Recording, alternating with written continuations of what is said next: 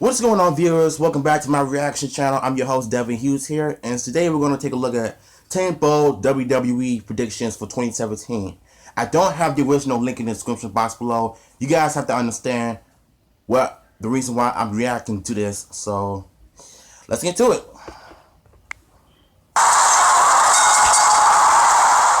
Christ, I've had to write so many of these. Well, hey, look, wasn't 2016 a thing, intros recently? You know the drill, the year is over, lots of real life bad, lots of in-ring good. We've covered the highs and lows of the year in some detail, and it's time to start looking forward. The Rumble is coming, which is always a nice thing, and then WrestleMania, then SummerSlam, then death probably, I don't know. Still, a lot can happen in a year. I look very much at this list becoming out of date almost immediately. I'm Adam from WhatCulture.com, and here are 10 bold wrestling predictions for 2017. Number 10, WWE relaxes the number of pay-per-views. If WWE stay on the trajectory they've been on since the brand split, there will be about 19 to 20 pay-per-views this year. To illustrate how I feel about this, Sam, please roll the footage. Yeah, it really be like that. It really be like that.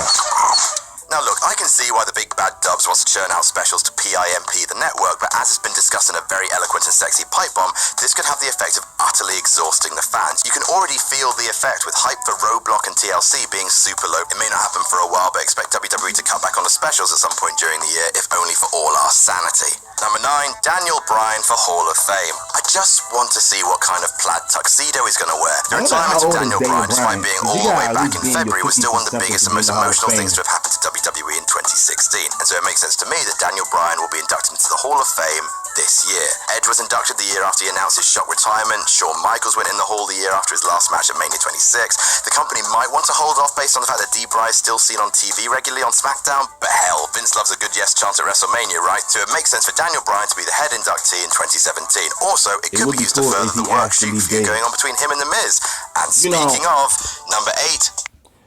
I think Daniel Bryan is the perfect choice for the Hall of Fame of this year because the guy is like, I think he is in his 30s now.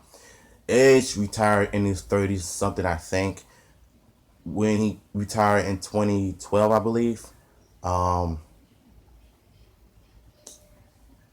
think that Daniel Bryan should be in the Hall of Fame based on his injuries due to him not wrestling anymore. So it makes perfect sense.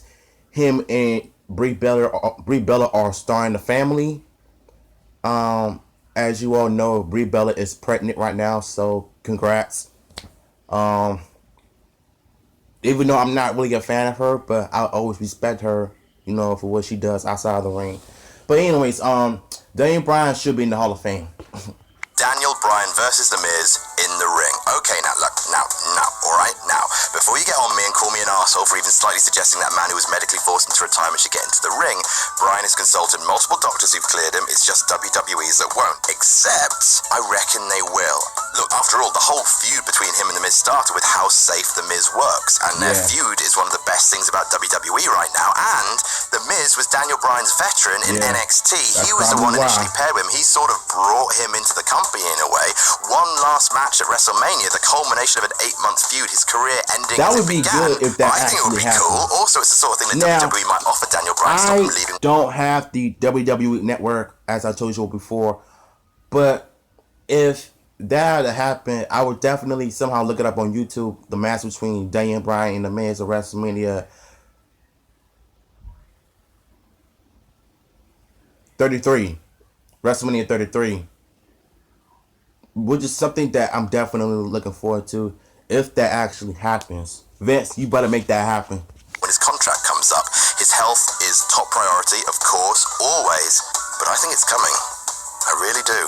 Number 7, the Cruiserweights finally flourish. The Cruiserweight division is still a bit of a shambles right now, a spaghetti mess of unformed characters and tepid crowds, but look for 2017 to become the year of the Cruiserweights. WWE, for all their faults, have proven they're capable of fixing a broken division. In 2015, the Divas Revolution was a very similar garbage fire, lots of new characters, lots of multi-wrestler matches with little actual storytelling, but credit to them, they fixed it, mostly, with the right amount of presentation, with the company settling on whom the stars of the division are going to be, and, you know, maybe ditching the whole purple thing. The Cruiserweights will be a thing in 2017. Number 6, Ellsworth wins gold. It's gonna happen.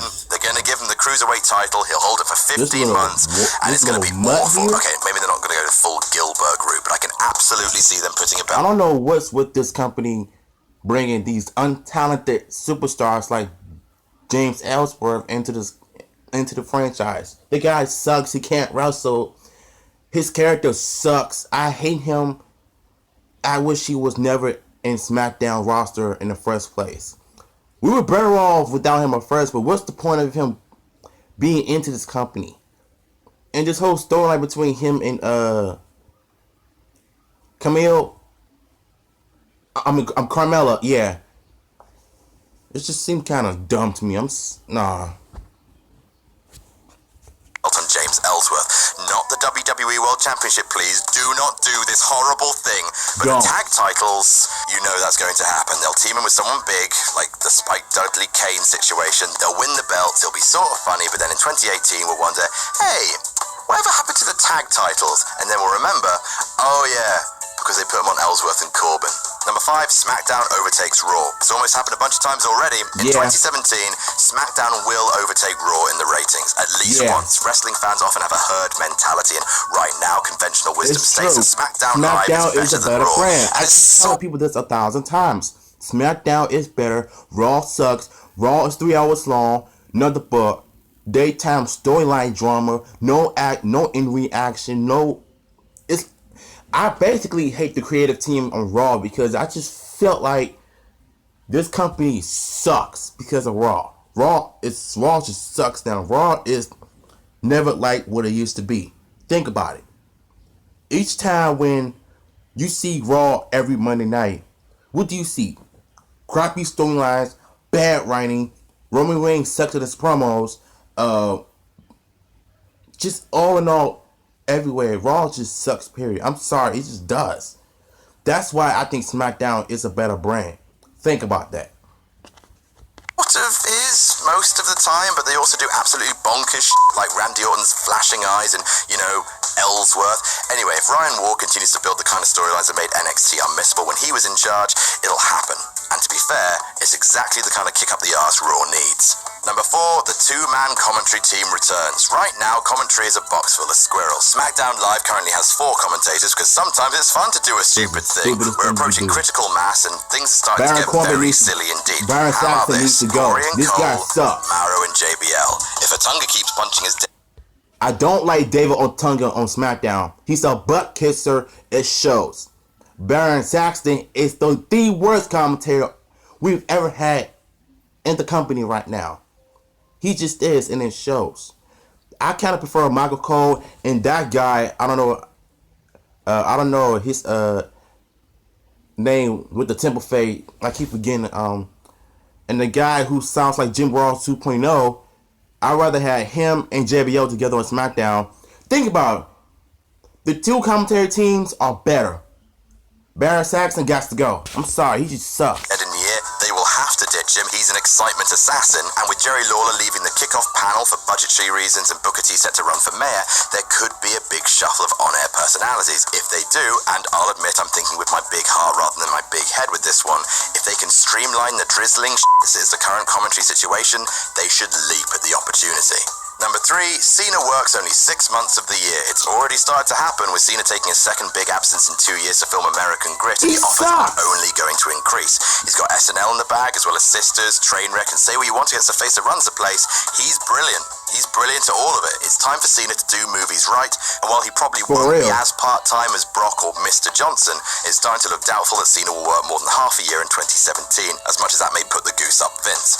He's going to become slightly more of a part-timer, which will lead to number 2, a Cena AJ double turn. Yes, I know, the Cena heel turn is a dead news story by this point. No one really thinks they're going to do it because the howling demand for it has all but subsided. But 2017 is probably the best time to do it. They have someone who the fans can actually get behind in AJ Styles, and crucially, it finally makes sense in 2017. AJ Styles is way over with the crowd. Cena sucks now. He's been the same clean babyface character for 10 years. No, actually going on for 11 years, and it's really annoying as heck. I kind of prefer John Cena as a heel.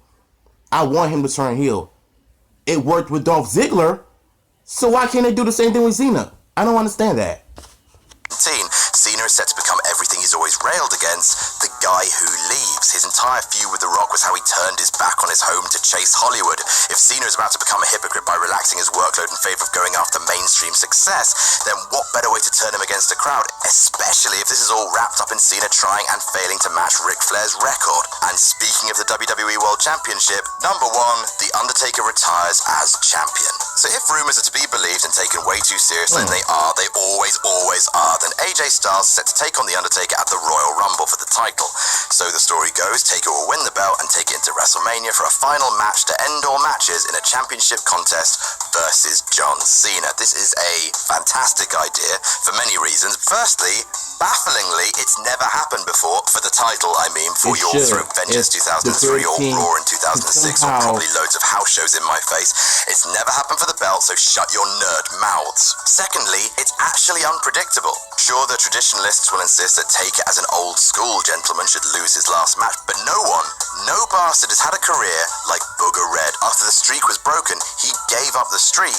It's hard to argue that Taker doesn't deserve to retire as champ, leaving the belt and his hat in the middle of the ring as he goes.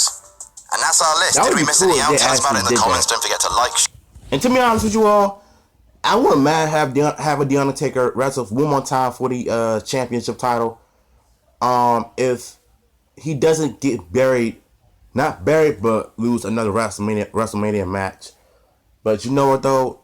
As for John Cena to turn heel, it better happen. If not, then I'm gonna keep hating on him for the rest of my life. So let's do it. Alright, that's gonna be it for my reaction video. Subscribe, leave some likes and comments down below. Shouldn't be that hard to do, but you know how I feel. I'll see y'all later.